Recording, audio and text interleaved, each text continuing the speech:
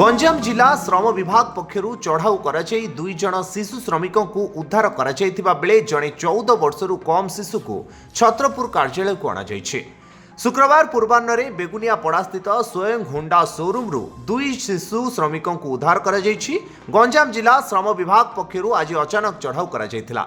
एही चढ़ाऊ बेले शोरूम रे एमानकु बेआईन भाबरे कार्य रे नियोजित कराइथिबा जानिबाकु पाइथिले। उभय नाबालक एवं जनकर 14 वर्षरु कम बयस रहितिबा जानिबाकु मिलिथिला।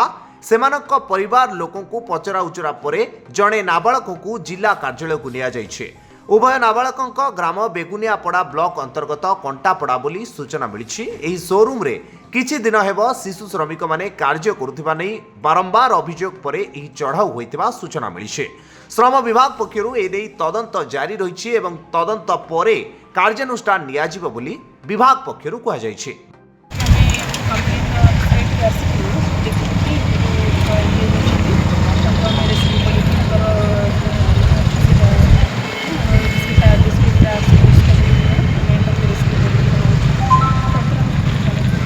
गंजाम बेगुनियापड़ारू सुशांत पट्टनायक रिपोर्ट, धरित्री लाइव।